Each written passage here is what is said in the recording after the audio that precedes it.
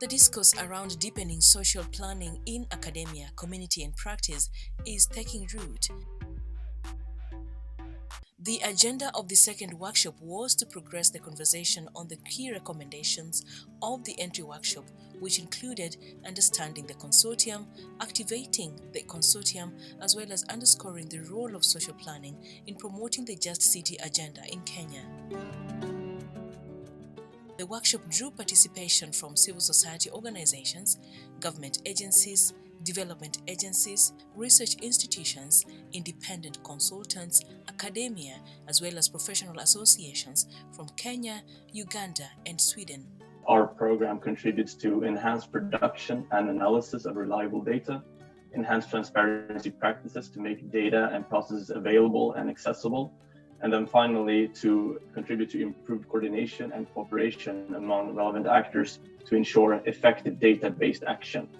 And this is why we're very happy to have this project with our partners, the CSUDP, as part of the program, as it seeks to promote social planning, strengthen governance, improve stakeholder engagement, and build resilience against environmental and socioeconomic shocks. Historical perspectives that have influenced planning over the years were laid out and emphasis made on the central role of participatory and communicative planning in modern-day development. The preliminary ideas to push forward the consortium agenda are academy and research, community and practice, networking, and learning. The workshop backed the need to establish a formidable social planning consortium guided by the principles of co-creation, co-production, and co-generation. One thing we recognize is that the themes are not jurisdictions of their own in terms of how we perceive them, because what happens in community and practice naturally would inform the essence of networking and learning, as well as give fodder for academy and research, and vice versa. This is seen as an evolving consortium open to collaborations in 4 action areas, which are joint puzzle-solving framing, co-creation of curriculum, co-production synergies, co-generation, and remodeling of the adaptive settlement planning model. We certainly are obviously open to ideas. We are open to new partnership engagements. We are open to having a spirit that will help us create this movement around social planning. Administratively, the North will be coordinated at the Secretariat based at BIT in Sweden, while the South End Secretariat will be at the Civil Society Urban Development Platform in Kenya. Environmental dimensions that present multiple puzzles in social planning were also dissected, including poor social service delivery, cultural erosion, economic exclusion, governance, and accountability crisis. The consortium is seen as a convergence platform with a hope to erase hierarchies, break boundaries, and create a common language between stakeholders. We need to pay attention to these multiple dimensions of environment. Because if we don't do that, then we'll get caught up. But it's not just paying attention to the multiple dimensions, but also looking at the social and political, which is where, in my reading, this consortium is converging. Our puzzle is bringing all these dimensions of environment in the space of social and political. By social, I mean we are sort of anthropocast. By anthropocast, I mean we are saying that the human person is the ultimate subject of planning in terms of beneficiary. The role of Adaptive Settlement Planning Model, ASPM, was highlighted as a suitable platform for identifying and prioritizing community settlement needs in an incremental manner. The ASPM builds the aspect of mutuality and trade-off between communities and experts while placing communities as active players rather than passive consumers. The ASPM co-production aspect also builds on people's existing capabilities, that it engages people's skills and whole communities of people and places.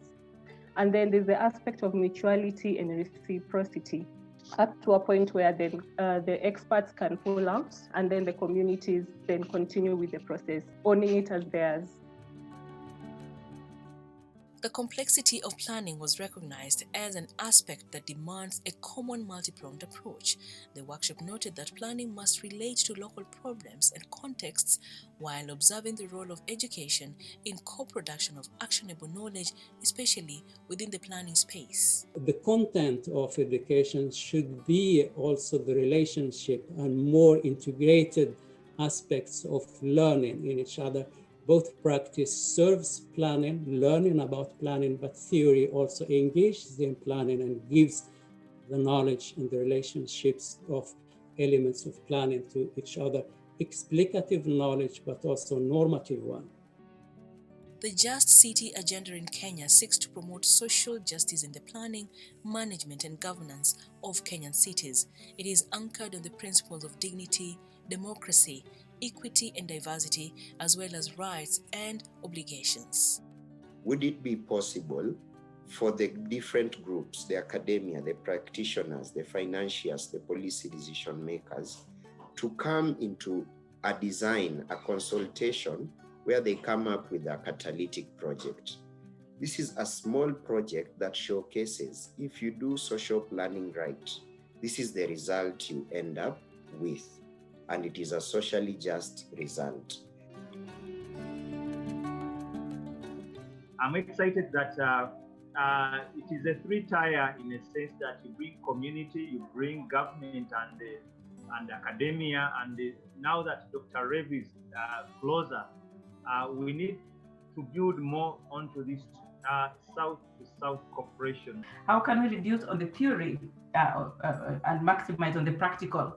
I know it is that theory informs practice, yes, but you get that in our planning schools, mostly theory is much more than the practical bit of it. I found it very interesting to listen to the discussions and about the work to strengthen the partnership in social planning between practice, academia, and communities. We shall be getting in touch with the CSUDP and also the other partners within the urban space to advise us on the best possible way to address urban programming challenges, and also to contribute to how the Swedish government should head in terms of urban programming within the country.